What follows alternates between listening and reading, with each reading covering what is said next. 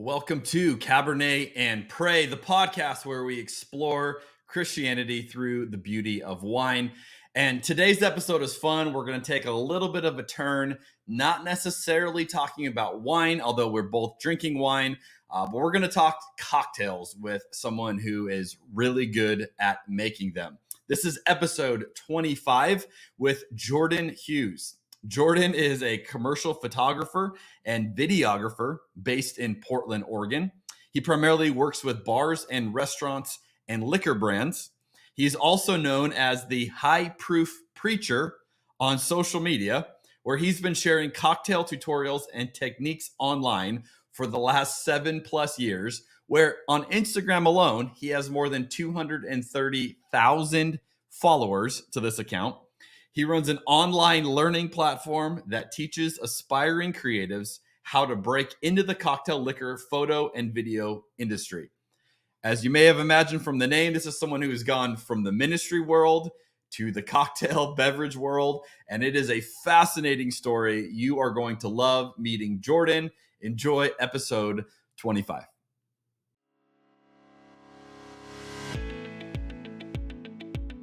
I've never shared this with anybody publicly. There's so many things happening in this conversation right now. 1,000 years from now, people are going to be looking at this podcast saying, so this was the breakthrough. If this was SportsCenter, that would be like such a hot take. Skip Bayless would have no idea. Stephen A. Smith would have no idea what to say if you drop that down.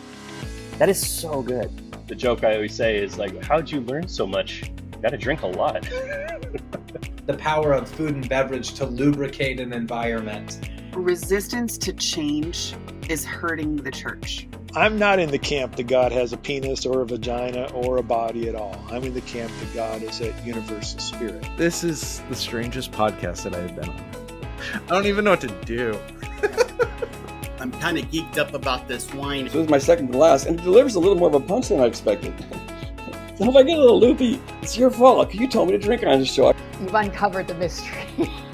You've exposed the formula. You've just duct taped together a number of things that aren't normally hanging out together, and I'm here for it. We're going to sit down at a table, we're going to have a glass of wine and some food, and we're going to talk about the beauty of Jesus. Thank you for the hospitality that this particular podcast provides folks like myself, and I know others, to be curious around their faith practices. I will never forget the first time I bought a bottle of wine by myself, which was yesterday. If you're familiar with drunk history, I thought it's like drunk theology. By the way, drinking this Pinot Grigio at 3 o'clock in the afternoon is making me even more direct in my communication than I normally would be. I don't mind hearing nice things about me or not nice things. I'm used to that too. So, well, Jordan, today I plan on only nice things. So, hey, I do want to welcome you to the podcast. We're so excited to have the High Proof Preacher here with us today. Well, I'm honored. Yeah. Also, like any excuse I have to open a bottle of wine in the afternoon too, I'm thrilled. Yeah, I mean, I thought I'd tell people, like, I'm not doing this because I want to. This is work. You know, this is professional stuff. Not anyone can do the day drinking like I do, you know? Totally. Yeah. All right. So let's talk about what we're drinking today. I'll go first, explain what's in my glass, and then Jordan's going to explain what's in his glass, which is going to be new for a lot of people. So I'm excited. Today, I am rocking a Brunello Di Montalcino. This is a incredible wine from Italy. Sangiovese is the grape. If you like Tuscany area, if you've gone there, this is what they do. And this thing is this is a banger. This is a 2018. I was getting notes of cherry, dried fig, clove, and then some fun ones. I got like roasted tomato and balsamic. And so I'm just getting like a little Italian experience over here. That's what I'm enjoying. Jordan, what are you drinking? Yeah. Well, I've been telling people this summer I'm in my my pet nat era. So pet nat, I guess it's a petite naturel, something like that. This one was it's from a local winery here in kind of, I think they're out in the gorge now, but called Landmass. 2 friends of mine started it, but it's their Are You Okay pet nat from 2022. It was something they started during the pandemic where they were like super small wine company. Now they've expanded quite a bit, but they started it to just like check in on their friends and they'd drop off a bottle of Pet Nat for different people. They'd just swing by, drop it on their porch and say hi, sort of thing. And they've kept it going.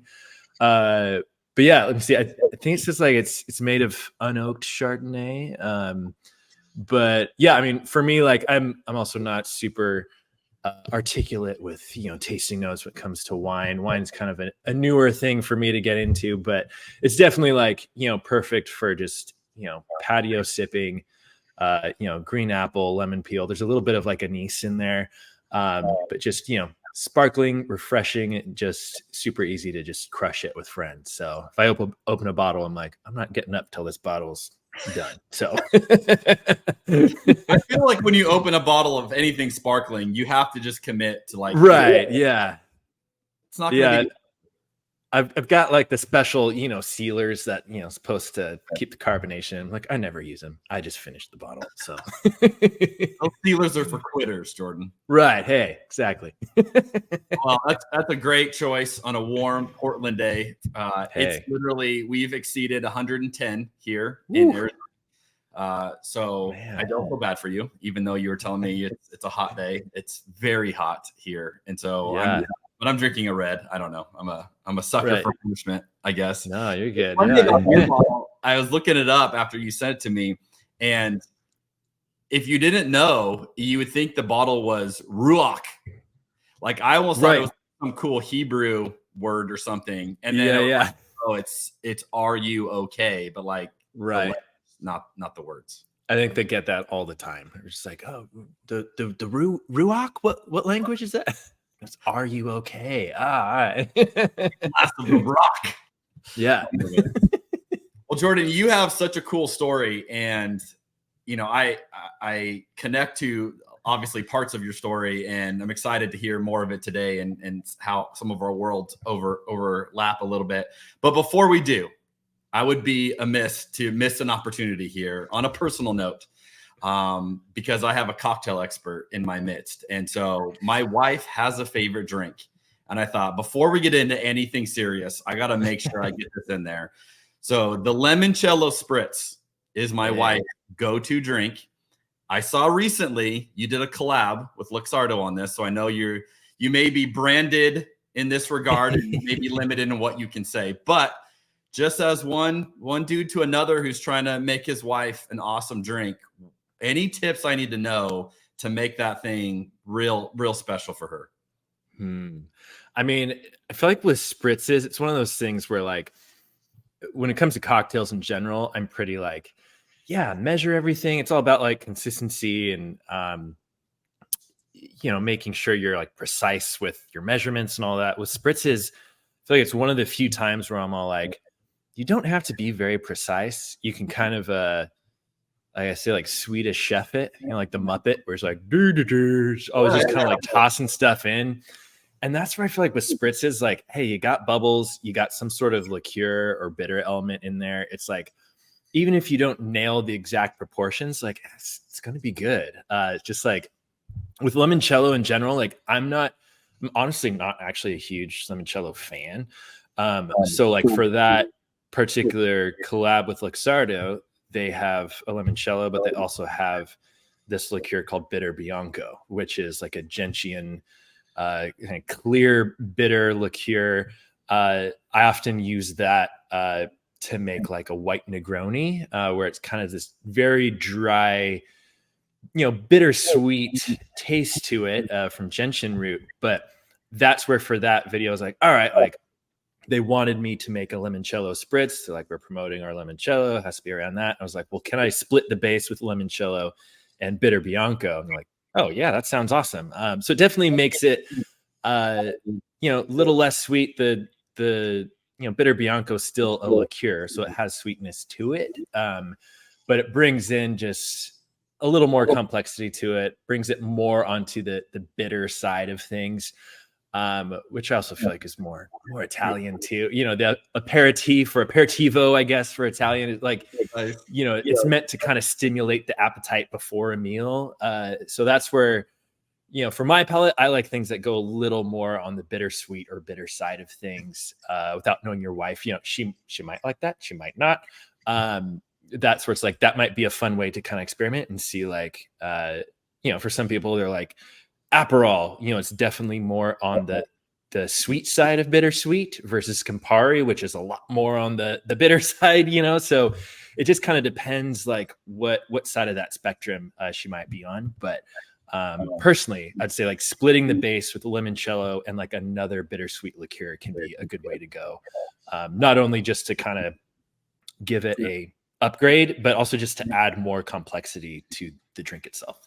So I love it. I saw that split base, and I was like, yeah, this is exceeding my level of understanding. I don't even know what I don't know that other liqueur, so I didn't know. Sure. Like, that's a great explanation. And yeah, it very much comes down to like personal preference, and that I feel like that's part of the fun of cocktails, and how I got into cocktails was just like, it is so customizable to to your own taste and preferences, and it's like a cool way of getting to know somebody, and also like for me, like making drinks for friends or when acquaintances come by the studio or home, it's fun to kind of like, it's like a fun challenge to figure out, like, okay, what does this person like, and then how can I like give them like a really cool experience or a surprise by like, oh, I mentioned, or I overheard that they really like mezcal or something, and coming up with something that really like feels very customized to them. And I feel like people just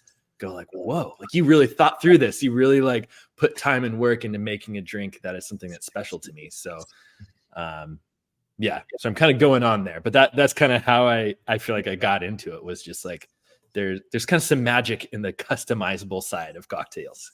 No, I think that's the same with wine too, is, I'll have someone be like, oh, I don't drink wine.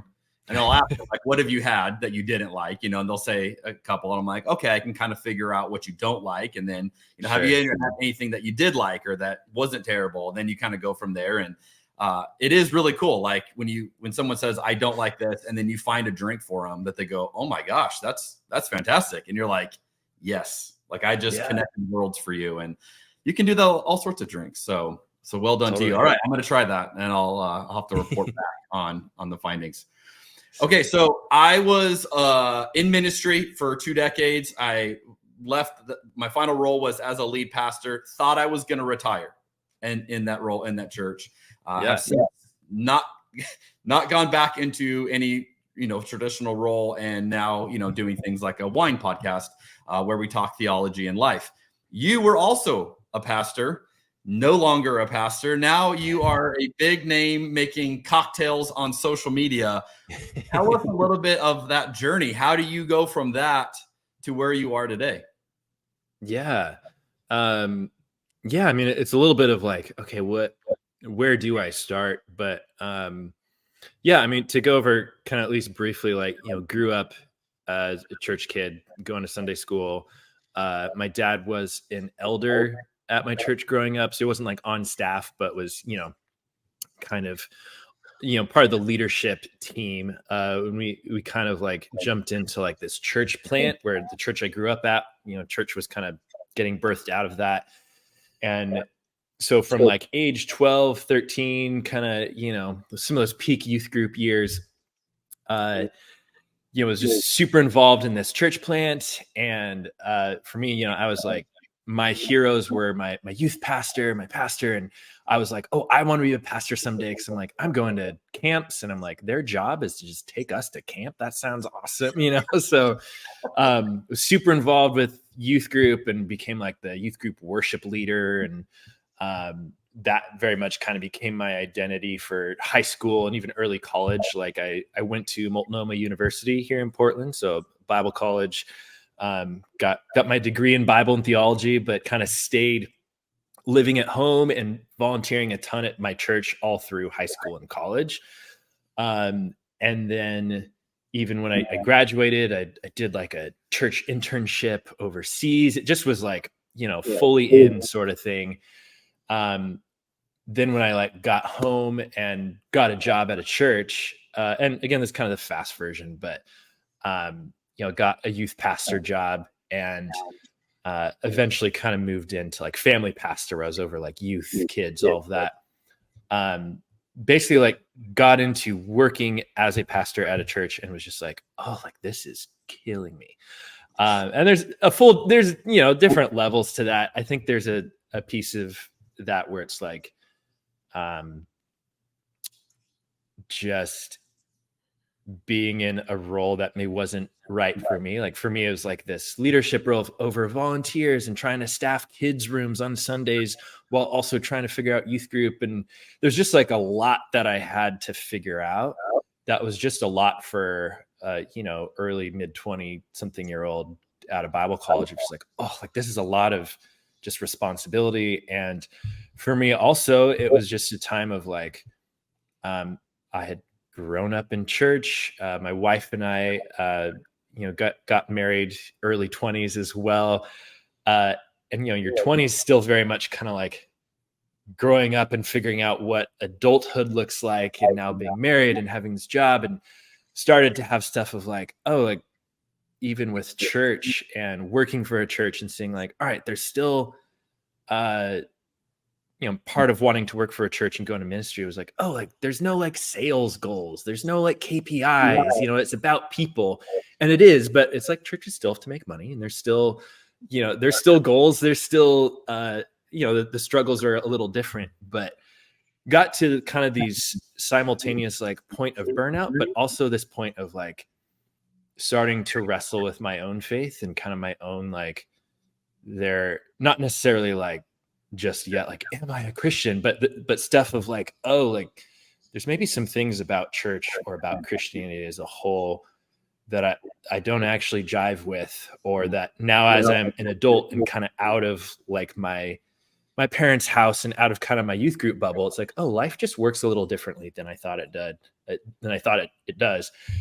And when you're in the middle of thinking through some of these big questions and doubts, but your whole career is around leading people and not doubting, at least I felt very like, I can't even ask these honest questions because my career, my livelihood depends on me knowing and me leading people and leading kids and all of that. So for me, it just kind of got to a point where it's like, I just have to do something else, at least for a while. It wasn't even like, I'm leaving ministry, I'm leaving Christianity. It was just like, I just have to do something different that's not connected to church stuff for a bit. So that was at least kind of the long short of like that kind of switch for me. Getting into cocktails and posting drinks online was a little unexpected. Like I had always kind of done photography on the side, as so many people do. It's like, it's a fun creative outlet. I have a camera, I have some lenses, I can kind of mess around. So I was doing some of that. I was also doing some graphic design work. I was just kind of like, while I'm kind of in this, okay, I'm stepping aside from this career or this calling or whatever we call it for a while. I was like, I might as well do something that's just fun, that I enjoy and that's creative. So I was trying to see what creative things stuck.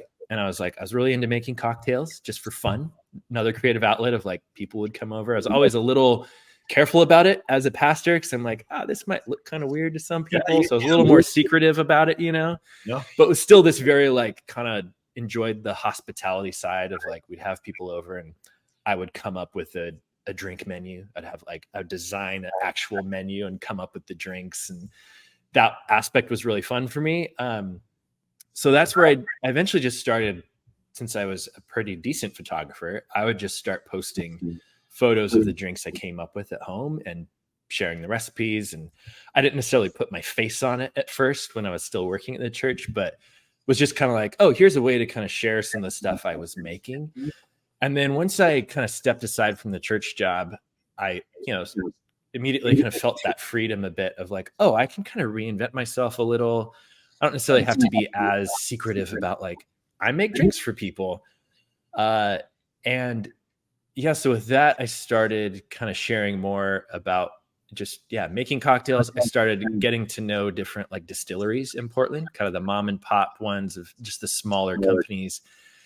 And they started seeing my work and being like, hey, like you're, I wasn't a bartender. They're like, you're a guy at home making drinks, but the people buying our stuff are people at home making drinks, and they want to know what to do with it. Even just you asking questions like, all right, so my wife likes this spritz. How can I upgrade it? It's like a little different than, a bartender who's thinking pour cost and being able to make, 100 of these drinks a night. So I kind of just fit this spot for kind of these small distilleries to be like, I can come up with recipes that are geared for your at-home enthusiast, but I could also take really good pictures of their products and their cocktails. So it's kind of this 1-2 thing, like you get the recipe and you get the marketing assets sort of thing. And that's how I got into it. Really was like, I'm solving a problem here for these distilleries and kind of providing them with this service. And I feel like it snowballed from there, where as I started working with more distilleries, I started going to some industry events like Tales of the Cocktail in New Orleans that are very heavy, bartender, liquor brand industry event. Got to know some PR people there, some people at bigger brands, and just eventually kind of grew and grew, where it wasn't like an overnight, like these days you have people who post a video on TikTok and blow up. And the next day they quit their job and they're like, I'm a TikToker now.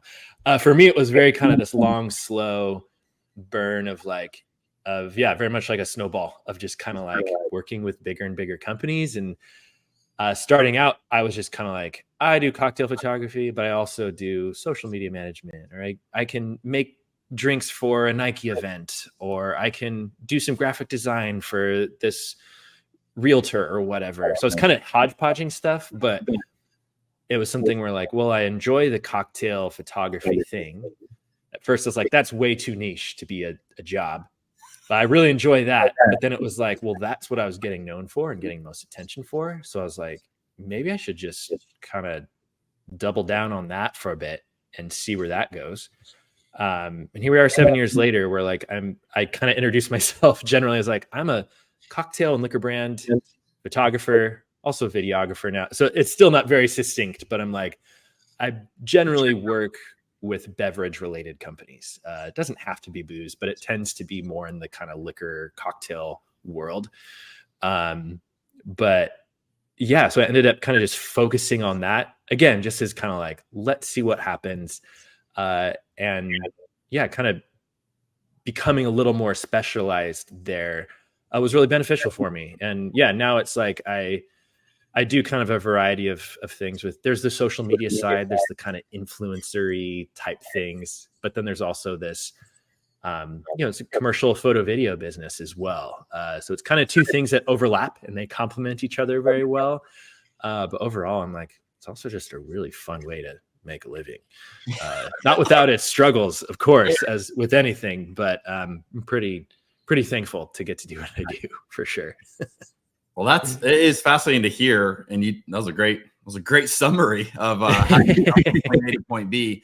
What were the emotions in that transition? Because a lot of people that I talk to on this podcast in particular have some transitional moment with the church, right, where they're entering into a new era where they're not in the same role, not in the same faith tradition, or something's changing.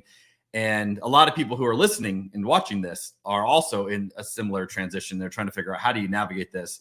I'd be curious, was it just blue sky? This is so great. Did you have moments where you thought, I'm losing my mind, this doesn't make any sense? Were your family concerned for you? I mean, like, what was the human side of this? Obviously, it worked out for you, but sure. How did it feel in that process?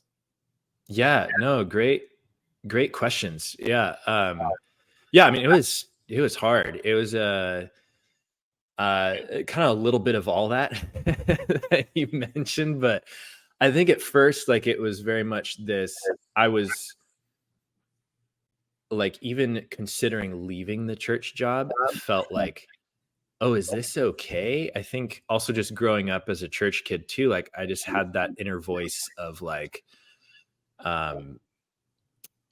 maybe like thinking I'm in trouble all the time, which isn't necessarily like my parents. It was just like part of just, you have a God who's, watching you every move, sort of thing. And I kind of had this feeling of like, no, me working for a church is like a calling. This is what I'm called to. So for me, I was kind of spinning out on this, like, wait, so if I leave, am I walking away from like God's calling on my life? And that was like really hard for me, of just like, am I like sinning by like quitting this church job? So at first that was the initial like, oh my gosh, like, and it was kind of a bit of a process of kind of talking with various mentors, kind of even in the church world, who are like, Jordan, like it's okay. Like, like you can quit a job and like, it's, so it took a few people just being like, almost kind of giving me permission sort of thing.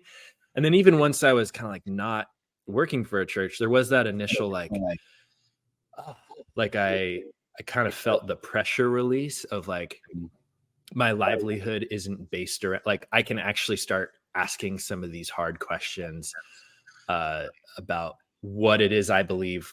Like, are my beliefs different from my parents? Is that okay now that I'm an adult, and all of those kind of things that you just wrestle with. And I feel like for my wife and I too, it was kind of cool that she was a missionary kid. I was a pastor's kid, so we kind of both had this similar upbringing, married very young, as a lot of people in the church do. And then I feel like kind of grew up together in our 20s, where we both kind of had this, journey, which I also feel is kind of on the Christianese spectrum of things, but where we kind of were like realizing, oh, like life just works a little different. We kind of both grew up with like, yeah, like if you're in the church, you're good. If you're out, things are rough, things are bad, or anyone who leaves the church, it's like, oh, like we pray for them and we feel bad for them and we hope they come back. And for us, it was like, not only this personal freedom of like, oh, now that we're no longer like on staff, and then we kind of were like, we didn't even reconnect into a church, just attending. We kind of tried there for a while, but we enjoyed this like no ulterior motive to meeting people, of being like, we can meet someone and we don't have this like, we got to invite them to church, we got to ask them if they're saved. And we just so enjoyed like this kind of like, oh, we can just meet someone and love them for them and not feel like we got to get them here or we're not doing our job. And I feel like in that we kind of were like, wait, here's all these people. And for me in the bar world, which even previously, like, oh, kind of, it's like, oh, bar world, that's the opposite of church or whatever, alcohol, meeting all these bartenders and people in the industry, which there's a broad range of people, but for the most part, I was like, oh, I was meeting these people who work at bars whose whole job, yeah, there's making drinks, but their whole job is like giving people an experience and making whoever walks in feel welcomed. Again, not every bartender. Some bartenders are really shitty, but a lot of the ones I was meeting and getting to know, I was like, oh, here's these people who are so loving and awesome. And like, these people aren't, some of them maybe were Christians, but it was like, here's these people who aren't, in this church world that I was used to, who are good people. And this might sound kind of really rudimentary to some listeners, but it was like, it was weird for me to be like, oh, here's people who aren't Jesus followers and who are like just really good, wonderful, loving, kind humans. And it that like clashed with what I was given growing up in Sunday school and in church. And like, yeah, if you walk away, all of your morals go out the window and you're just going to be a horrible human, is more or less kind of what I got, was like, oh, here's all these like people outside the church who are actually very loving and good. And in many cases do a better job of loving people and caring for people than a lot of the people I grew up with or spent time with in church. And again, that's kind of broad strokes. There's still, I know lots of wonderful, incredible people who I still love and have a relationship with in the church, who very much give me hope and like, okay, it's, but it was just like such a contrast between just how I thought world worked and just kind of my own worldview, to then kind of getting outside of the church world, church bubble, if you will, and being like, oh, this is just not what I was told it was like out here. And it was certainly a long process for both my wife and I. Like, I mean, to get very intimate, I guess, like we kind of had our time of like, do we even make sense together? We got married as young Christian kids and we did the communion at our wedding. And now here we are in our late 20s. We're like, we're different humans. We wouldn't say our marriage is centered around Jesus anymore. And we're like, does this still even work? So we kind of had a lot of very intense, kind of honest searching for our own personal faith journey, our own marriage, and just so many things in life, just kind of like, just feeling untethered and kind of like, whoa, like, who even are we anymore, sort of thing. So, so definitely like rough, was not like an easy, I don't even know how many years that would span, but at least kind of around, thankfully, right before pandemic, wife and I kind of like, we did some marriage counseling and just a lot of kind of seeking different mentors throughout our life of like, okay, like, are we Christians? Are we not? I don't really know anymore, but we decided like, no, like we want to be together. We want to figure out what does life look like on, beyond the fence of kind of the circle of church and Christianity, and not necessarily want to just throw all of that away, but being like, okay, like, how can we just live life differently? Because life works differently than what we were handed. Yeah. So very much kind of got to this point of like, we're going to figure this out. We're together. We want to be together. And we want to be there to support each other through this kind of like reimagining life and reimagining faith, whatever that looks like. And then of course, 2020 hit and so many more kind of things with pandemic and all of that. And we also had our first child in 2020. So many crazy things have kind of like, happened since then. Yeah. It's like becoming a parent is already such a, blows up your life, but to have that in the middle, August 2020 was just like, things were already blown up anyway. So lots of crazy stuff in the years since then. And yeah, now, 2024 time of recording, still figuring out life and faith and what that looks like, but now with 2 kids, 2 daughters. But yeah, very much kind of in this place of kind of accepting like, oh yeah, like, we aren't who we used to be. We don't believe what we used to believe, but we're also like, not wanting to just like throw out everything we were given growing up. I feel like there was a time we were almost angry at kind of like, you're not angry, but just kind of annoyed or a little just like, like I lived in such a small box, and then I kind of felt like I was duped a little. And there's lots of things I was very thankful for with growing up, and a lot of things I was protected from. But I think for a while we were kind of like, screw this. I can't believe that, and now we're a little bit more of kind of this like, there's still a lot of good that we were handed, and a lot of things with our upbringing and the faith we were handed that was good, even though we've kind of departed from kind of exactly how we used to believe or think. Now we're kind of more in this like, a little more open of like, all right, there's a lot of things that are really good, but there's also things we want to do differently for us. And also just with being parents now, we're like, you think about it differently with kids and being like, all right, there's still some things we want to impart to our children and maybe some things we don't. And that just kind of changes how you approach things as well. But yeah. So that's another kind of, I feel like my summaries end up being really long summaries. So. I'm like, these are just fascinating answers, and I'm sure our listeners and watchers are like dialed in right now. This is great. You're making me realize we often talk about how the church, and I mean kind of the church collectively, uses fear. And I think most of the time when people hear that or see that, they think of like hell, right? Like that's often a fear-based, like if you don't do this, this is the consequence. But as I'm listening to, I'm realizing there's like this implied fear, and I haven't really even ever articulated it as I'm kind of just processing what your answer is. But there's this implied fear of if you get too far away from, you use the phrase the box. If you get too far away from this box, things are going to go bad for you.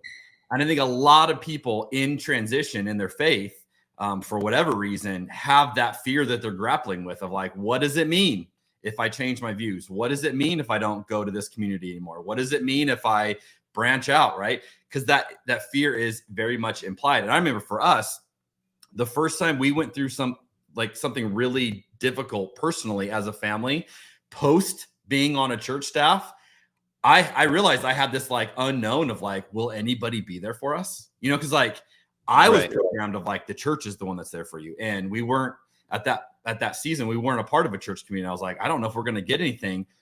And then watched, as you said, people all over come around us and support us. And in oftentimes more tangible ways than the church, quote unquote.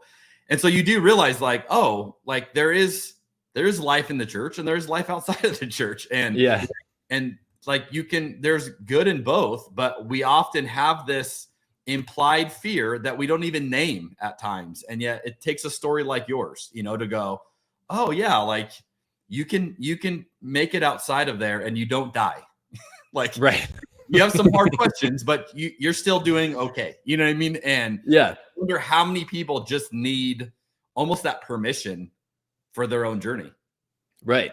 Yeah, totally. Cause I mean, cause for me, like I said, like it was very much growing up in the church, being highly involved to the point where I was like, yeah, it's all my friendships, every like meaningful mentor I've ever had, it's all someone from church. Like I said, like my marriage, it's like we were married at the same church. Like our marriage was around, it's you, me, and Jesus. It's all like everything in my life is centered around this. So to like, at first it was like the anxiety simply of like, oh, this is my livelihood. Yeah, because when you're working for a church, as you know, it's this other layer of complexity where like this is attached to how I support my family and how I live.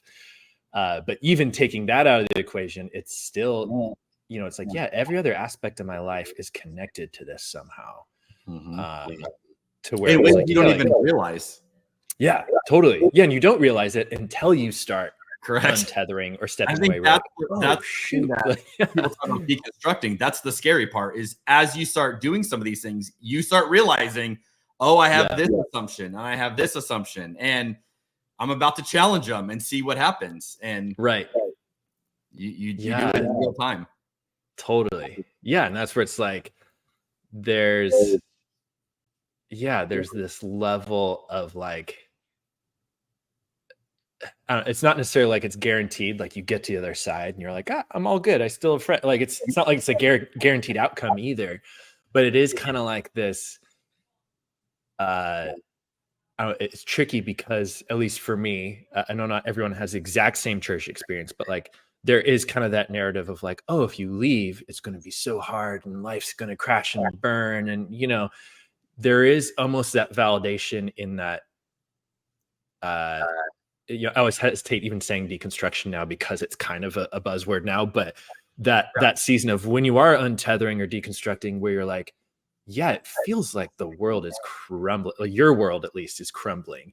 So it almost validates the narrative of like, oh yeah, my pastor always said if I left, life would suck and everything, I would lose everything. And in a sense, like that is true. Like, but the thing is, I don't know, like for some people, maybe like there's a point where like, all right, no, I'm going to go back, and for me, like, I'm actually very thankful for both my wife and I, which is also very kind of not surprising, but it's like, it was, I'm thankful we both kind of went through the process and ended up in a similar place and wanting to continue and seeing each other with our flaws and like, okay, no, we still want to do this.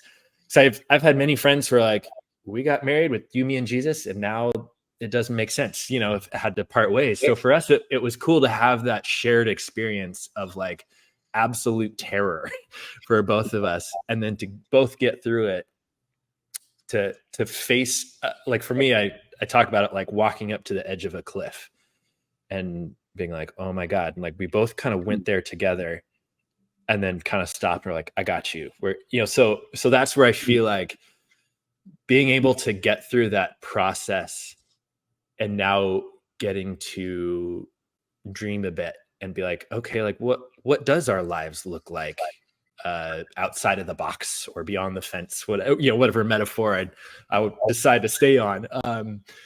It's kind of like, it's actually really, it's still hard. There's things that I talk about of like, I miss a lot of aspects of being in a church and the community aspect and this normal, like weekly scheduled social connection but there's this piece of like, I feel like again, not trying to sound like, oh, like I'm above it or I've grown beyond it. Like if church or a certain way of thinking or spirituality fits for someone, I'm like, wonderful. I'm not trying to convince anyone to get out of it.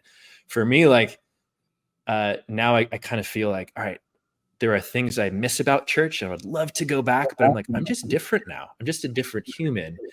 It would be kind of forcing myself into a shirt that doesn't fit. It's not like the shirt's bad. It's just like, this doesn't fit me anymore. I could try to squeeze into it, but like I miss wearing it. I miss the stuff I did. I miss the memories attached to it, but like, this just isn't me anymore. I've changed. I just can't really go back. That's not necessarily like I'll never be part of a church again. But just like, I am just a different human than I was 10 years ago. And I'm thankful for that. And I'm thankful for what I've learned through that. And I still don't totally know what that looks like for life and faith, and whether we're part of a evangelical church or another type of, faith practice. But it's just kind of like this very kind of bittersweet of like, there are so many good memories and things that I love and appreciate. But at the same time, I'm like, I can acknowledge like, yeah, but I'm different, and I can't just go back to how things used to be, for better or for worse. Well, mostly for better, but yeah, no. And this is a very similar story that I hear, a lot of people who have this journey. And so one of the questions I love asking people, and I think your answer could be fascinating. If you look at the last 10 years, we'll say, so obviously the last 7 have been kind of in this role you're in right now. How would you describe the ways in which your faith has changed? Right. So whatever you would describe your faith as today, can you articulate like, hey, I changed gears on this, and this, or it's very different in this way? Right. Yeah. I mean, it's something that I, in some ways, struggle with, because I think part of, again, kind of the growing up, at least in the kind of faith, kind of Calvary Chapel-ish type background, where I'm kind of used to like, you got to have your points, your, statement of faith sort of thing. So there's a bit where I kind of have this inner, like, I need to have exactly what I have. I need to know exactly what I believe and be able to articulate it. And I feel like part of the journey for me is kind of being okay with like, I can't fully articulate it yet.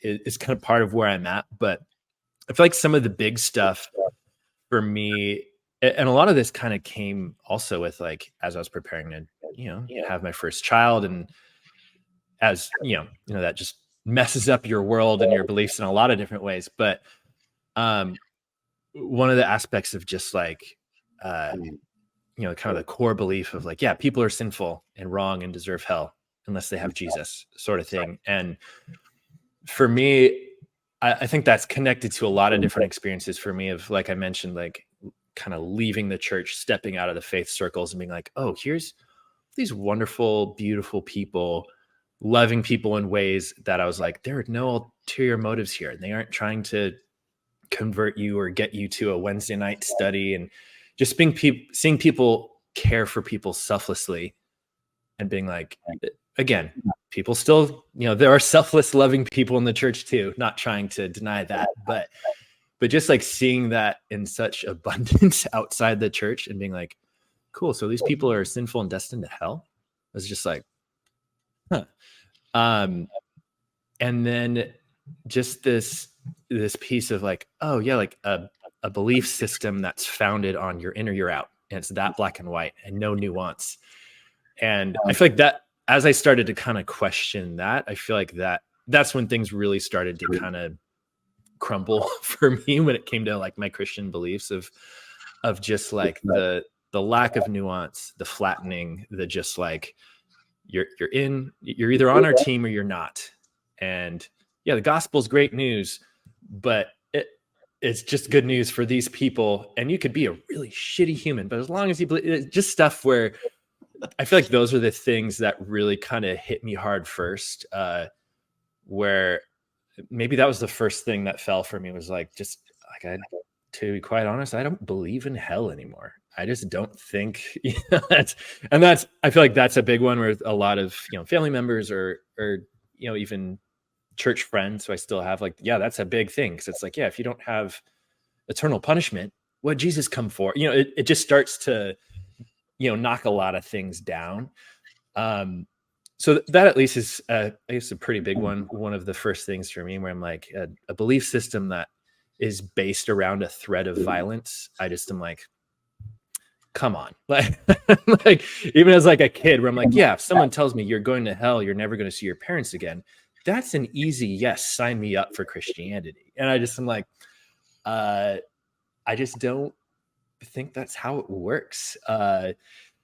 And yeah, so with that, like, you know, that kind of breaks down a lot of things, kind of the original sin mindset of like, even thinking through now with having two beautiful daughters and thinking through, okay, like, I don't want them to be saddled as a, you know, 3-year-old. What, you know, my oldest is almost 4 and she's just very perceptive, and thinking about telling her like, oh yeah, like you are sinful and you're going to go to hell, which was told to me as a 3 or 4-year-old, and being like, oh, like I can't imagine giving that to a 4-year-old and that weight and that like you are evil unless you do this. To me, I'm just like, oh, that's so, to me, I just like, that is harmful. That is not okay. So that's at least my, like, that was kind of one of the first things of just like, I don't want to saddle my kids with this weight. And there's going to be hard questions someday, I'm sure, but I'm like, I don't want them to have to be this child, like wrestling through like this idea of original sin and like you're just a horrible, evil person and goodness is outside of you. I feel like that was a hard thing. That's still a hard thing for me of, I have the inner voice of like I mentioned, like, oh, I'm always in trouble, or I can't trust myself, or if someone's making me feel uncomfortable, it's a me problem. It's not because, you know, so also as a safety thing with young girls too, it's like, no, I don't want them to think that they can't trust their own inner voice, that their flesh is wrong and deceitfully wicked. Like, I want them to be able to recognize, to be in their body and to trust themselves and to not think, oh, the only goodness is outside of me and I have to trust in this other thing to find goodness. Yeah, that's at least kind of a snippet in kind of where I am currently. And those were kind of maybe the big chinks or big holes in the wall that kind of made things start to crumble for me. Just because those are big things, of course. And that's connected to a lot of different things. And like I said, like, I don't necessarily have, you know, a super nicely, like I did in Bible college, I had a very nicely formatted bulleted point. Here's what I believe. Here's what I don't believe, sort of thing. I'm like, I don't have that anymore, but at least kind of have these threads that I'm pulling on, maybe still pulling on a bit. So yeah, that at least gives you a snippet, at least, hopefully. And for anyone watching or listening, if you pull on the thread of is eternal conscious torment really the way God works, and you challenge that, you will have a similar experience to Jordan. You will start to realize, oh, I'm unraveling all sorts of things that then don't make sense because they all hinge on this one thing. And if this one thing isn't legit, which a lot of us have issues with, then yeah, the whole thing, you have to start making sense of it. So that's you're not alone. That's yeah. You mentioned in one of your videos, and I thought this was a very intriguing perspective, that when you were younger, you didn't abuse alcohol. And so you don't today as an adult have a lot of the negative connotations that often adults bring into it. I thought that was so interesting because that's been my experience. I grew up in a house, alcohol was never around. I just didn't grow up with it. My parents didn't drink. And so I got into alcohol way later in my life. But it's such a fascinating insight. Can you talk more about the significance of that for you? Yeah, totally. Yeah, like you said, it's like, didn't have alcohol in my house growing up. Both, I don't want to share too much of my parents' background just because it's their story, but they just both came from pretty just hard backgrounds with, you know, parents who either had, you know, alcohol abuse issues or just kind of some family history stuff, where both my parents, like when they got married, were just like, we don't want that for our family. They were also like, because, there is sometimes this hereditary aspect with alcohol abuse or kind of addiction in general. I think for both my dad and mom were like, we just don't even want to take a chance sort of thing. And we're just going to kind of a blanket, no alcohol. I think I saw them have like a Bud Light on vacation once as a kid, or a glass of wine. And it was always like, oh, whoa, mom and dad. Like, but it was just like this very, like, even then it was like, they would drink a glass of wine once we went to bed. And if we opened the door, they were like, so it was very much like, yeah, blanket thing, no alcohol, which I honestly appreciate. And that's where I kind of said in that video that I posted was like, I appreciate their, even if it was a very heavy-handed for them, it's like, maybe they didn't have to be that extreme, but for them, they were like, they saw firsthand what alcohol abuse can do and how that affects people. And, one of my uncles died way too young, largely connected to alcohol abuse. So that's where it's like, they both had like intimate knowledge of what that can do. So for them, they're just like, yeah, we just don't want that for our family. We're kind of breaking this cycle, which I'm very thankful for. And yeah, like I said, I feel like for me, they kind of gave me, which wasn't what they were intending necessarily, but they kind of gave me this gift of I'm like, hey, now I'm high proof preacher. And I tilt my camera, you just see a wall covered in liquor. But yeah, like for me, like when I turned 21, I don't think I even had a drink. Like it just was like, I don't care. Like this, I didn't have a history of it. Like I said, I never partied. Again, I was church kid. I was worship leader as a high schooler. I went to Bible college. At the Bible college I went to, you had to sign a contract saying you would not drink while you're enrolled at this university. And people broke that all the time, but I didn't. I was a good church kid. So like, I graduated, turned 21, didn't have a drink. And then I think it wasn't until I was like 22. So like a year later, it was when I was doing this internship in Europe, and had a glass of wine in Spain and was like, oh, this is kind of nice. And just was, I'm trying to remember when I had like my first like cocktail, because cocktails were very much kind of the thing for me where I was like, whoa, like this is fascinating. Got into cocktails and spirits very much from this craft kind of culinary perspective of like, oh, like here's this cocktail, and you can make it so many different ways to cater to a person's preferences. Like I said at the beginning of this, and then just spirits in general. Like, first got into whiskey. There's a lot of guys just kind of like, all right, whiskey, bourbon, this is cool. But then you get into tequila, mezcal, all of these spirits that aren't just like taste good, fun in cocktails, but there's all this like cultural, historical significance behind these different spirits. And even behind just like one spirit, they're like, rum in itself was like, that's one where like, yeah, a lot of my friends who had kind of like, partying background, they're like, I hate rum because that's what you get shit faced on in college. But like rum, it's like, it's such a diverse spirit where it's made differently in every region of the world. Part of that's why it's the pirate spirit, because there's not a whole lot of rules around it. So like every country makes it differently. Even within a country, there's going to be different regions, different distillers are going to have their own style. There's certain ones that like are very funky and fruity, others that are very dry, have a ton of terroir. It's just like such a broad range of styles and flavors and cultural significance.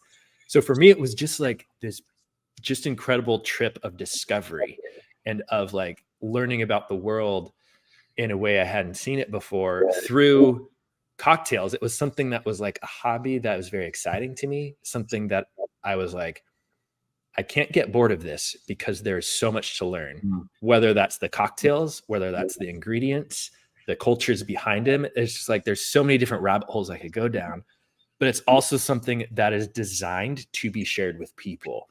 And that's part, the hospitality aspect of like, yeah, I can have this wall full of booze, but I'm like, why I have this is because like, I'll have people by here and be like, what are you interested in? What do you want to try? And I get to share all the stuff that all the knowledge and experiences that I've gained. and now pass it on to somebody else. And then now they have this experience and this excitement to also learn, not just because what's in the glass is good, but because there's so much behind it. And yeah, you could kind of probably even see it in my face on the webcam. It's just like, there's just so much cool stuff in there. So that's where it was just cool to come into that without any baggage. And even if you have, you know, I still have people who are like, oh, tequila, I can't do it because I threw it up, or, you know, you can still redeem it. I feel like, to use a Christian word, but having good tequila, you know, having good tequila is like a, oh, whoa, like it's kind of a light bulb. It's a born again moment, you know? So I can still speak this language if I have to, you know? So, but yeah, like, and that's like part of the fun for me too, is like, you know, if someone's used to just getting blasted with, you know, tequila and bad memories, but then if I pull out some, you know, Cascanes number 10, that, you know, this is a $70 bottle of tequila, like, you aren't supposed to shoot this with lime and salt. There's so much flavor and terroir just within this liquid. And seeing someone try that and being like, I had no idea you could sip on a Blanco tequila and that would actually be good.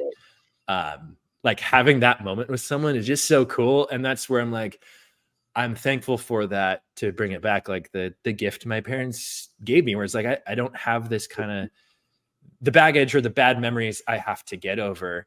And also just even for my own life and health, where like, you know, people might see like, whoa, you have a ton of booze on the wall, but it's also like, yeah, and almost all these bottles are full. Like, I'm not just sitting in here drinking. Like, it's very much something that, I mean, now it's a little tricky too, because it's my work. It's assigned more to what I do every day, but it's like, it's very much connected to like, I'm not just in here drinking cocktails or drinking spirits. It's still very much, for me, something that's associated with sharing with people. So like, I always feel kind of weird. Sometimes I'll just be like, oh, like I got a new spirit, or, oh, I got this new whiskey in the mail, so I'm going to, you know, pour myself something to try it. But I always feel weird just kind of sitting down and drinking something on my own. I'm like, no, I want to share this with someone. I have this excitement about it. And that's part of the excitement, is to get to pass it on and share it with other people. So for me, that again, I am aware of just how fortunate I am. And that's why I did the video, was just kind of like, this is a privilege that I've been given, that it's not, booze isn't something I go to medicate with. It really is attached to learning and to a culinary experience and to sharing with other people. And that's where it's truly something that has enriched my life, and has brought, you know, some really incredible friendships. And yeah, even meeting you, you know, just, you know, connecting with people over a liquid, over something that can be harmful if used in a certain way. But at the same time, like it's something that has only made my life more beautiful and has given me a broader understanding of the world and of people. And yeah, with that, it's like, it's still something to be careful of. It's still, you know, good to check yourself and all of that. But I'm very thankful for having that background, that my parents had that like kind of initial feeling of like, no, like we don't want to risk anything for our kids just because they've seen it. But giving me that separation and that protection, I feel like allowed me to go into it with this kind of just beautiful intention, and have a truly just really life enriching experience. So yeah. Yeah, I feel like I'm still preaching. So the easiest guest I've ever had on this podcast. I have so many questions I'm not going to get to, because you have great answers. So okay, I'm going to ask a few practical cocktail questions.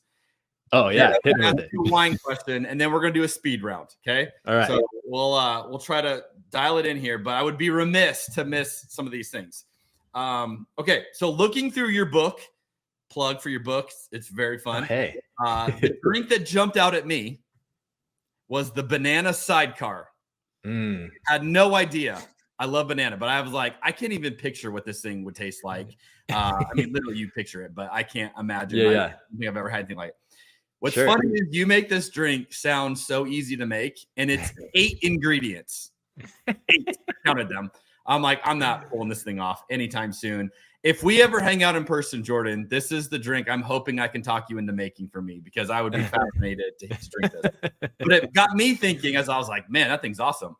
Do you have a go-to if you're hanging out with some friends and there's like, hey, Jordan, what do you want to drink tonight? Like, what's your go-to as the cocktail guy? What's your go-to cocktail? Yeah, I mean, I feel like part of it kind of depends on the season, right? I mean, honestly, like if people ask like favorite spirit or spirit category, I do gravitate more towards like agave spirits now. So tequila, mezcal, raicilla, like it's kind of a broad category. But so I often go more towards like, I mean, I make a ton of margaritas. Oh, there's that. But there's a drink called the Naked and Famous, which is a mezcal cocktail. Has mezcal, Aperol, so 4 ingredients on this one. But mezcal, Aperol, yellow chartreuse, and fresh lime. So it's in the more kind of refreshing, citrusy type cocktail. But it's got the mezcal, which people think of mezcal as simply as smoky. There's more layers to it than that, but there's certainly a smoky element. It's kind of like a spicy element to some mezcal as well. Aperol, kind of bittersweet orange. Chartreuse is kind of all kinds of botanicals in there. So it's 4 ingredient cocktail, but it's just a lot of different layers to it that are just really delicious. But it ends up being kind of like a more complex margarita. And it's like a bright kind of red, almost pink color too. So it's always just like pretty, really refreshing, refreshing cocktail, but something that you also feel like you don't want to drink quickly. It's a little lighter on the booze, but you're like, okay, like there's just so many flavors going on. You kind of want to sip it slowly. And so that's one of my favorites. Honestly, like Portland weather, climate, cold, I lean a lot. I do really enjoy a lot of kind of spirit forward cocktails, more in the old fashioned type of realm. So one of my favorites is a Sazerac, which is similar to an old fashioned, where it's you typically make it with rye whiskey or cognac, a little bit of sugar, something called Peychaud's bitters, which is just another kind of bitters that are kind of like a kind of bitter cherry, kind of has this medicinal element to it, and then like a bit of absinthe. And you typically stir it with ice, so it's chilled, but then you serve it just in like a rocks glass without ice. So it kind of looks like you're just sipping on like a finger or two of whiskey, but it's actually, a few different ingredients together. And that's just like it's actually like a classic New Orleans cocktail. It's kind of one of the earliest cocktails, supposedly. But that's just a really nice one for kind of, darker, colder weather, spirit forward. So you're very much like sipping that slowly. It's mostly spirit, a little bit of sugar and bitters, and then, 2 ounces of cognac or rye. So yeah. So, so it's not like, margarita or Naked and Famous, like I talked about, where you got citrus and sweet in it. With this, it's like you're kind of sitting there by the fire, taking your time with it, sort of thing. But yeah, excellent cocktail. But yeah, I generally kind of go between those two, of kind of like an agave focused kind of margarita type drink, and then kind of more of the Sazerac, a little boozier but complex cocktail. So I guess I'm giving you 2. Those are kind of my go-tos. Yeah, I also love old fashions, and yeah, I've only seen you reference Luxardo cherries. So if you have referenced other cherries, I haven't seen it.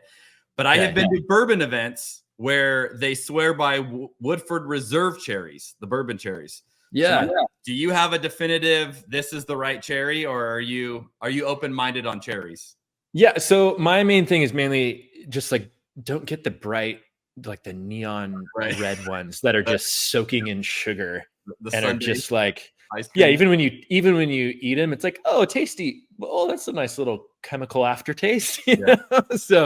So the Woodford ones I have had and are also very good. Luxardo is just like a little easier to get as far as I've seen. I'm sure Woodford has theirs available a little more widely now, but Luxardo cherries are just like, they're like the old school, like brandied cherries. I mean, they're still sitting in like this kind of syrup type thing, but it's like they aren't neon red. It's not like a bunch of chemicals in there. There's like this whatever they're soaking in it. I think it's like, there's part of it is like brandy, or there's some sort of proof to it. So that's like the preservative, where versus a bunch of chemicals, it's alcohol. But like the cherries themselves are like, they're smaller. They're not, there's some super unnatural color. So they just like, you eat one of those, and then if you eat one of the neon red ones, you're like, how are these even the same species of fruit? Like they just taste like so drastically different. And I feel like they just look nicer too. Like the neon red ones just make me think, milkshake, Red Robin, whatever. Right. Versus the Luxardo or Woodford ones, they're dark, they're smaller, so they don't look quite as unnatural in your face. They just look classier, and they taste so much better. So that's where I'm usually just like Luxardo.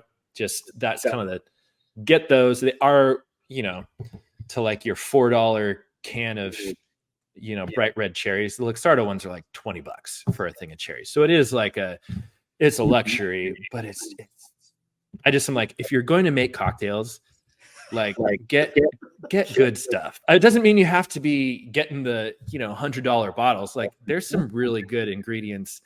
That's where I often try to recommend, like in my book, I have a section on each cocktail page where it's like, all right, here's like different ingredients I recommend. And oftentimes it's bottles that are more in the $20 to $30 range for spirits and liqueurs. Just 'cause I'm like, you don't have to go crazy, but don't go bottom shelf, because like if you put crap ingredients together, you're going to have a crap cocktail. Like that's just, you can't expect an amazing cocktail without amazing ingredients. So that's where there's a level where I'm like, if it's a hobby, it's not going to be a cheap hobby, but like you don't have to go nuts, but there's a middle ground you can find by getting quality stuff. Wine.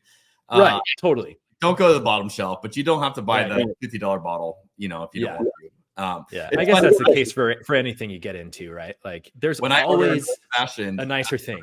I'll often ask them, what kind of cherries do you put in your old fashioned? And if they say, oh, the little maraschino cherry, I'm like, no, I'll order something else. That's the cherry that's going in it. I don't want this drink. I don't need that. Right.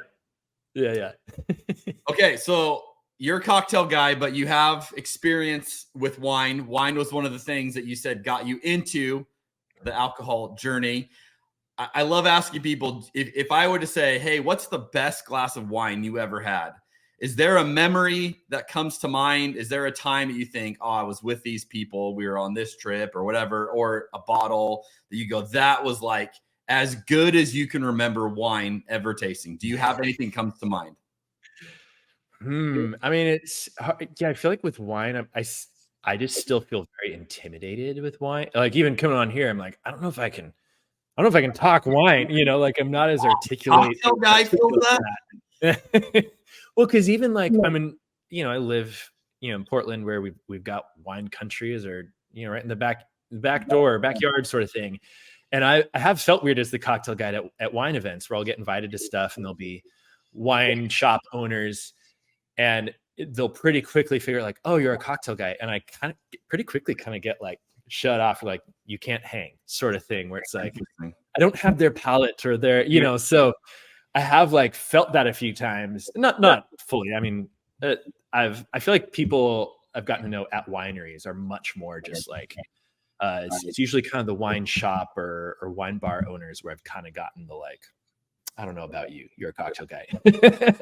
So I do kind of feel that like, oh, I don't know if I'm like quite knowledgeable enough. But just when it comes to experience wise, I mean, like I said, I didn't drink when I turned 21. Probably the first drink I had was in Spain. It was in the Basque region, and it was I think it's chocolate. It's like TX, it's this weird Basque word, and it's like pretty cheap wine. It's not like they're nice stuff. I think it's pronounced chocolate. I'm probably saying it wrong. I just remember that it sounds like they're saying chocolate, but it's like a TX is like how it starts. But it's like a slightly like naturally sparkling, but they always pour it very long. Like it's kind of this very, Spanish kind of flair thing. And it was just every bar with seafood had this chocolate stuff. And for me, that was kind of first drinking experience, the first time I really felt like buzzed, so there's always that kind of connection to it of like, it was this beautiful experience with friends walking around this, Basque region of Spain, trying the freshest seafood I've ever had. And then, these bartenders who are very just kind of, it's like very much connected to this whole experience of, it's not just here's this precious liquid. It was like, here's this slate with a shrimp we caught today, and then let me pour you this wine. And they're like making like a show out of it. For me, like that was kind of, it's like my first time sort of thing. So for me, like that's always kind of had this, like, anytime I see I don't see it often, because again, it's like this kind of niche Basque wine that's not like super common. Whenever I see that in a store, it's always like some weird size, and I'm like, it's like $11, I'm getting it, so that one's always kind of felt like special to me. That's cool. In a way. And then I feel like from there it's like I said, like, I'm not super knowledgeable about it, but I've always kind of gravitated more towards, sparkling wines and like Pet Nat, and Portland, I feel like especially is kind of in the, trying to be hipster about everything, all kind of the natural wine world, where it's a lot of kind of skin contact wines and orange wine, and that kind of world of wine at least just feels a little, there is kind of the hipster element that's a little like, okay, come on guys, like, but that world and some of the people I've met in that world at least are just very like, I appreciate the, like, not feeling quite as precious about it, where it's just very like, oh, if you're interested in learning, come learn. And there's certainly that element with kind of old world wines too. Like, I've been to the Cognac region in France, which is, again, more focused about Cognac, but it's a ton of grape vineyards and people who've been in, growing these vineyards for hundreds of years. And those people as well are like, I don't care if you know nothing about this. I'm just excited to share this with you. So I always kind of appreciate those types of people in the wine world, where it's like, it's okay if you don't speak my language, or you can't take a sip and articulate, what year, what vintage this is. We're like, I'm excited about this, and simply you showing interest and excitement is good for me. So those are always kind of the people that I'm drawn to. And then in return, I'm kind of drawn to those products or their brand. Yeah. Love it. Well, we want to officially welcome you into the wine world. Hey, thank you. Podcast, we maybe I should book a call with you for some lessons to talk like I know what I do. Yeah, I'll give you the way to drinking. Fool everyone to thinking you know. Yeah. It's so complicated, dude. I was like, you could spend your whole life devoted to wine, and still people could stump you on what about this region, or it's like totally. It's so common. I'm always fascinated. Yeah. I'm just fascinated by the people who can take a sip and just know. I'm just like, what year and what region? I have a friend who does that, and it's really annoying because you like taste it and you're like, I'm getting notes. And he's like, this is on the south side of it. You're like, how do you do that? And he like can pick it out exactly, and it's like, man, gosh, it's annoying. Hate that guy. Actually, okay, so I'm gonna ask you questions. First thing that comes to mind. I don't want you to stew on this. Just gut reaction. What is something you used to believe that it turned out later you were wrong about?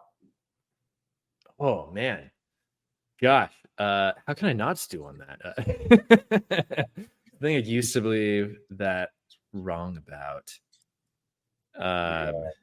Geez, man. I mean, I feel like I kind of mentioned some of this when we were talking about some of this stuff earlier, of just like like leaving church or leaving Christianity. It's like, it's a walking away. It's a kind of, for me at least, like anyone I knew who left church or left youth group or whatever it was, it was always at least framed as like, oh, like they were, either got lazy, complacent and left, or it was like this very like dramatic fallen away, always kind of this fallen away language. And that's where for me, it was weird to have my own experience of leaving and being like, this actually felt very intentional. And then meeting a lot of people where it was similar, where it was like, not just like, oh, the ways of the world are just so alluring or whatever. It felt like, no, like this was actually like, this is the best thing for me and my family to leave, to step out of this.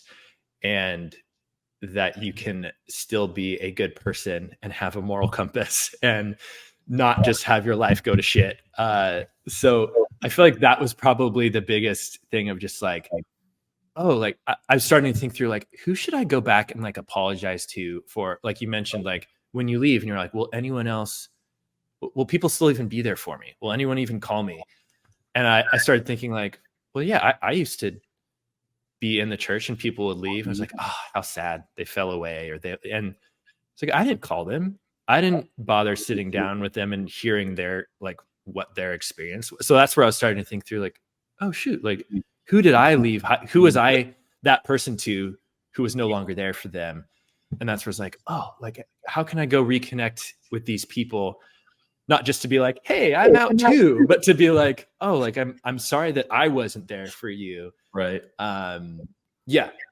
So maybe that's kind of, I could probably go down that trail for a bit, but that's good. Yeah. What do you see as the main issues facing Christianity in America today? Whew. Man, what heavy lightning round. Lots of that's a big questions. This is the point. Man, I mean, got some alcohol in them, so I usually get some really honest answers by this point. Yeah, sure. Yeah, man, I should have been pouring this 100 proof bourbon I got. That would probably get some great answers from me. But I don't know. I mean, this is always a hard one, but just especially in 2024 election year and all that, like politics is just insane, and divisions in the US especially. But yeah, I feel like, I mean, the whole kind of Christianity being attached to patriotism, and again, not fully like, I mean, again, I live in Portland, which is like, even a lot of the Christian churches I'm a part of in Portland are very more on the progressive side of things, try to not be as, connected to some of the political stuff, but it's almost like, how do you not these days? Everything's just extra polarized right now. And I feel like there is this level of, I feel like, again, not really being in a church or in Christian circles necessarily, I do see a lot of goodness and hope in Christianity, but like when it's tethered to a political party or a political ideology, and like, it's like, if you're a Christian, you can only vote this way. I just am like, that is only harmful to everyone. But I'm like, especially to the religion side, like, because that was also a part of my story too, was just like, just some stuff with, just recent politics with Trump and all of that, whether, listeners, whoever support him or not, like, there was just this side of Sunday school teachers or whoever, like people growing up who are like, nope, like you can only follow this guy or you can only vote for this guy.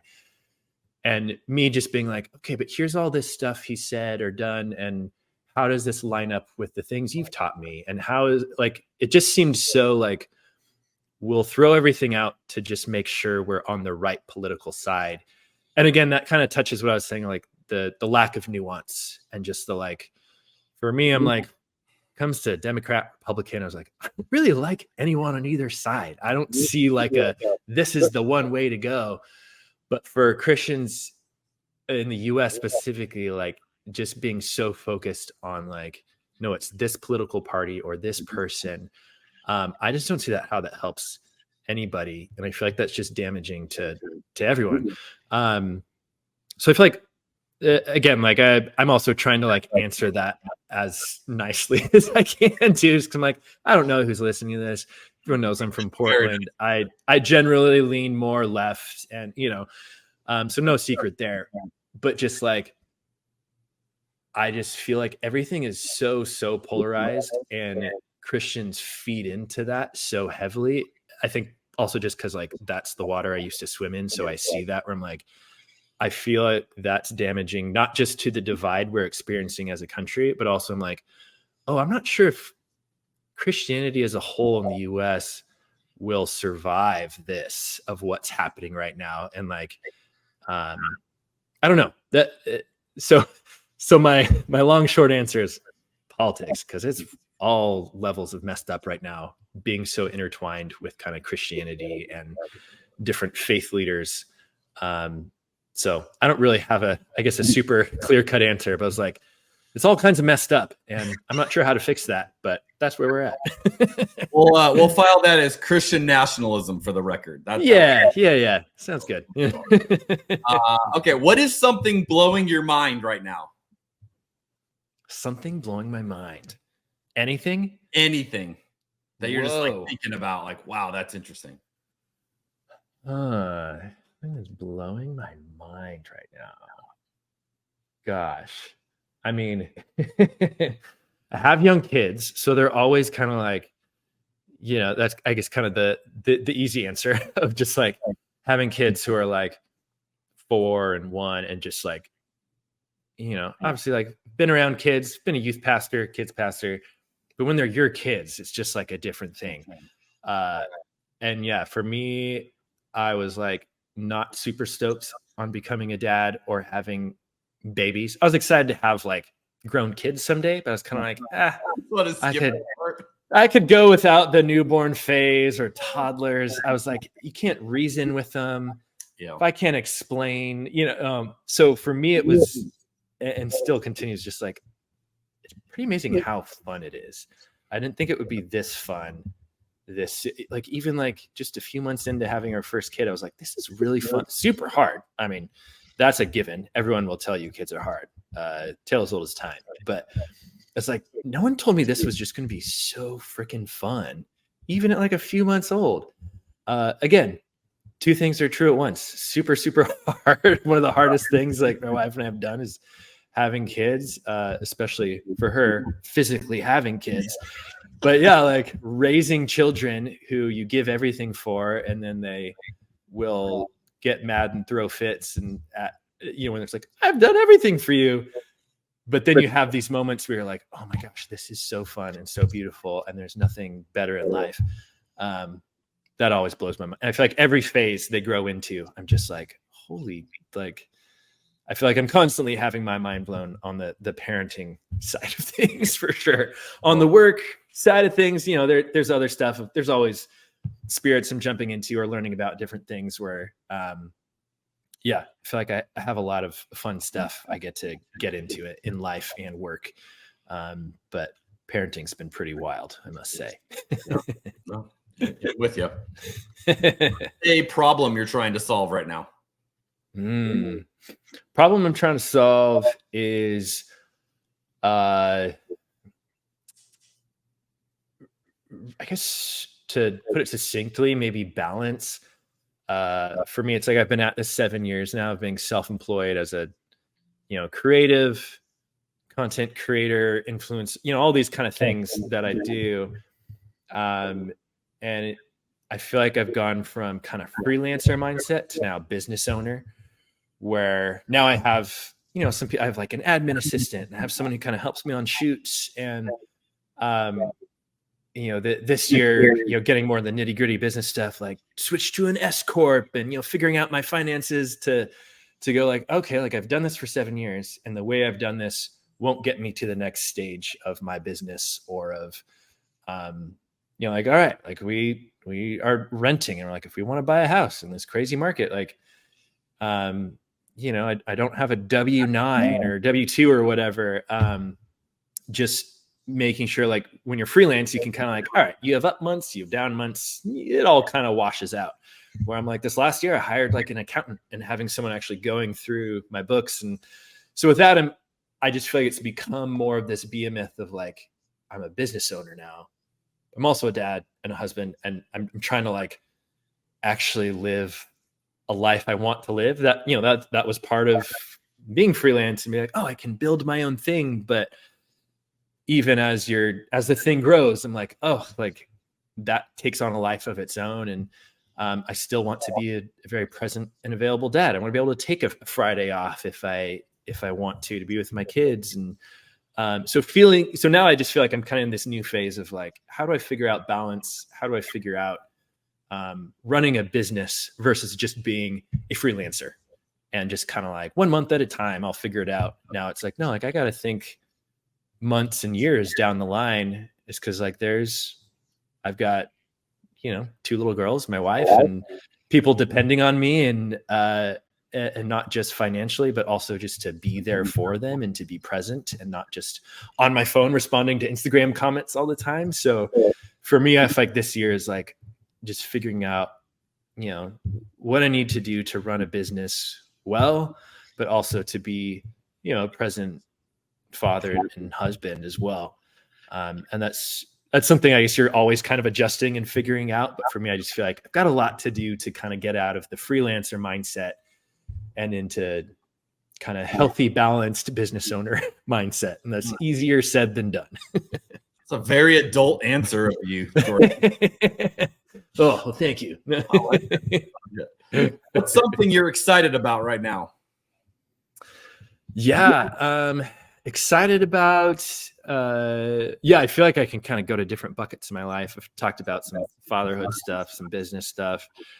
And this is kind of a little more on the business end where I've gotten more opportunities to like teach and to speak at events in person. And so much of my work and life and content, it's all online. I'm doing photo and video, and it's on social media or it's on a digital ad somewhere, it's all online.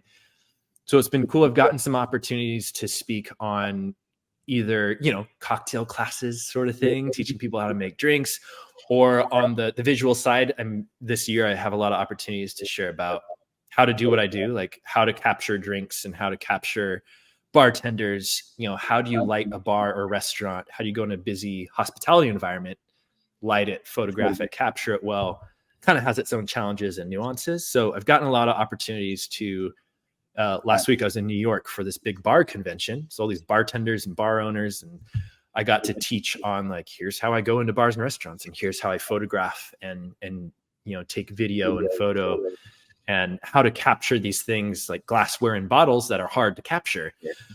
So for me, like, that's just been really fun to be in person teaching. I do a lot of, like I said, video content and whatever, but to actually be with people, to pass on the knowledge I've learned, and to be able to see like I get the immediate feedback, which you don't always get online. Sometimes you get comments, likes, but getting to talk with people, getting to see the light bulb moment in people being like, that's how you do that.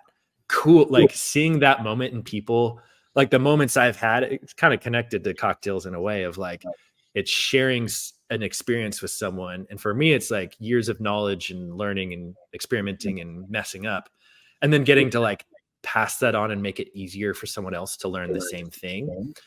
It's just been like a different area of my brain, and just like, it's something I want to chase down, where I'm just like, oh, like I'm really enjoying getting to teach and getting to like share with people, and again, making that experience, passing on that experience. And that's just something where I'm like, oh, I really want to keep doing that to a certain degree. Because I think that just activates me in a different way. It puts me in a different mindset of versus just producing, feeding the algorithm, getting so many videos out, or executing on client demands.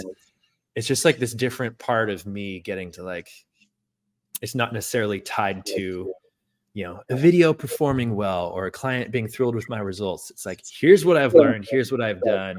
Let me give it to you so you can take it and run with it. That's just been very energizing to me. And I feel like it's given me a lot of kind of new, fresh energy as I continue to be a self-employed, whatever it is I do. So that's awesome. Is there anything else you'd like to add that I may not have asked you about?